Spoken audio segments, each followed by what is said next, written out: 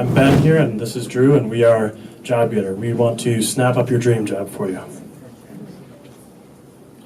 So I'll hand it off to Drew.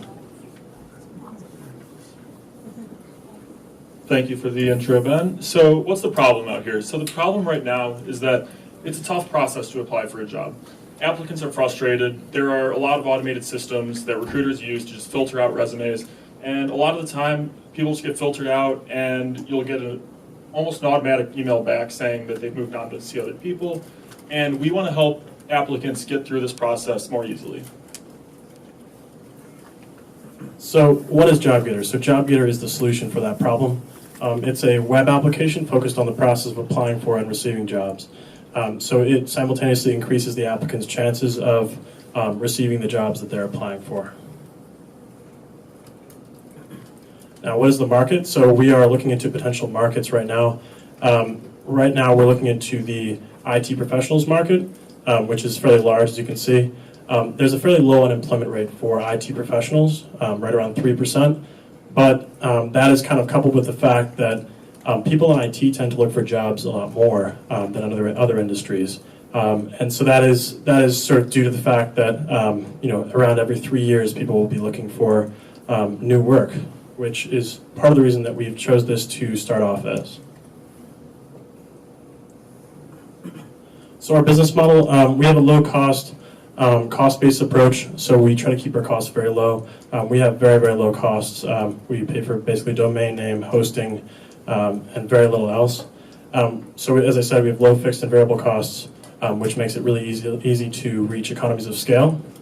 And for each additional marginal unit, we'll be able to add on additional users for a very, very low cost. A revenue stream, so you'll see on our site we have subscription-based services, and additionally we'd like to license it out to enterprise clients, such as state government job programs, as well as outplacement service companies.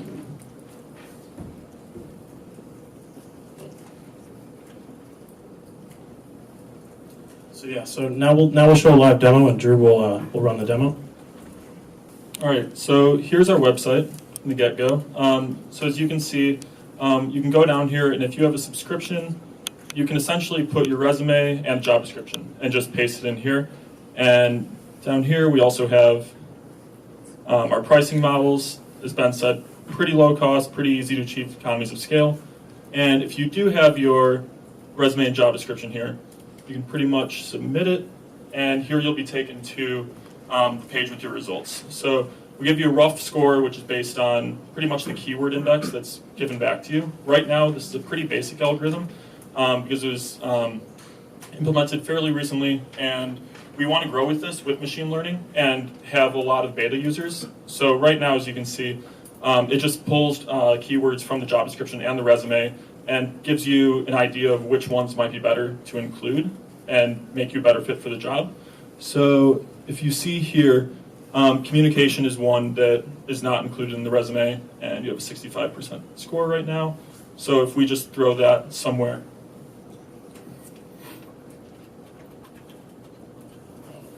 Oh no. Oh man. Oh, okay. Okay.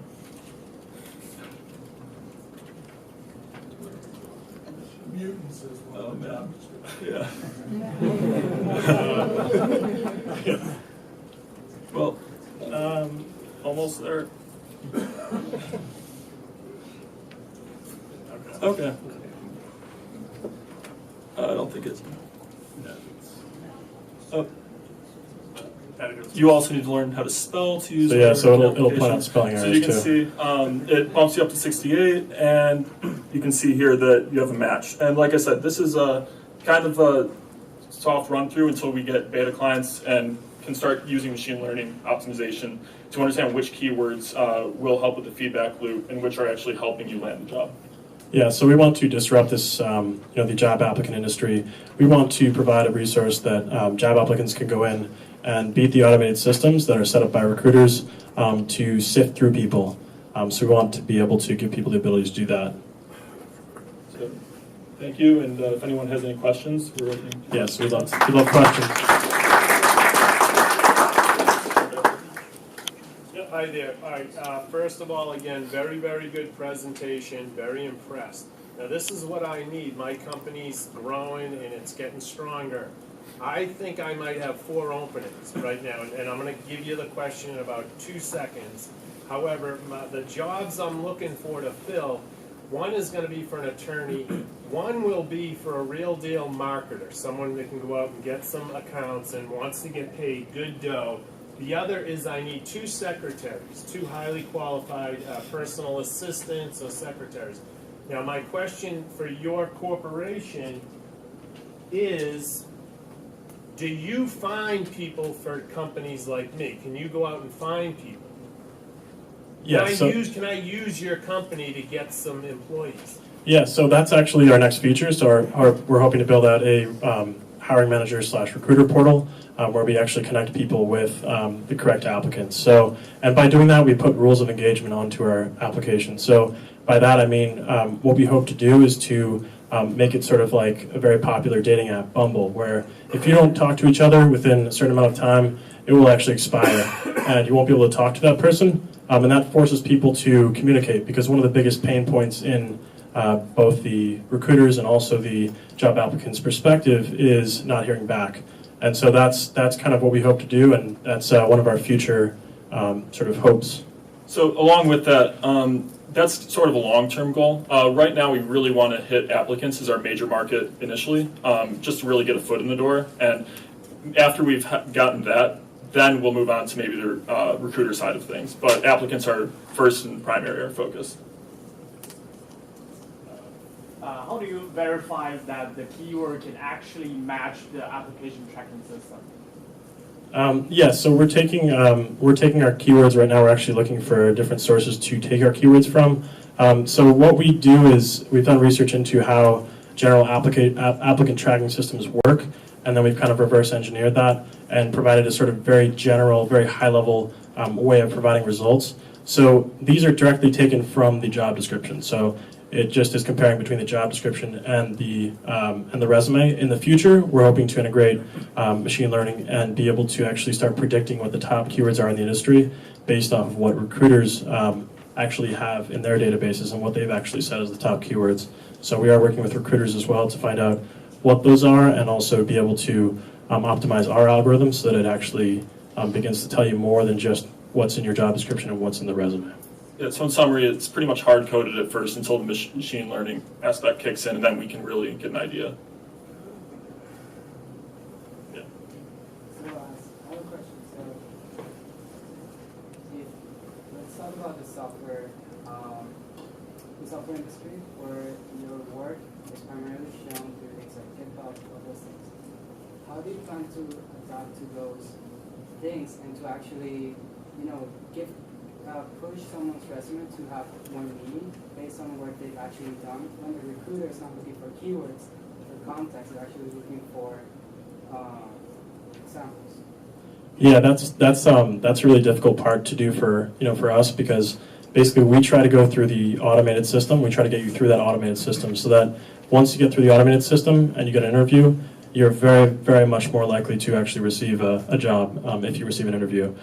So we can't promise that we can include necessarily all of your projects in the in the actual program, but it's something to consider for the future. Maybe Drew has a better answer. So pretty much, if a recruiter's looking at your GitHub account, then it's kind of assumed that you've made it past the automated system at that point, and we've accomplished our goal. And we are hoping to integrate being able to automatically just upload your LinkedIn profile as well and other profiles so that you can actually get an idea of how that kind of compares. It doesn't quite answer your question, but something along the lines.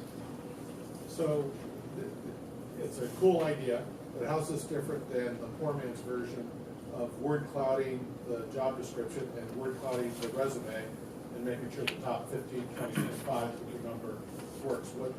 Obviously this is simpler, but how do you adjust for the weighting of the job description over time? So that's a good question. That's actually how I originally did this. I originally took word cloud. I manually took each keyword, what I considered to be a keyword, even though some weren't really keywords in the job cloud, and then I manually inserted each of them into the resume. And it was a very slow manual process, very frustrating, and I didn't really know exactly what the real keywords were.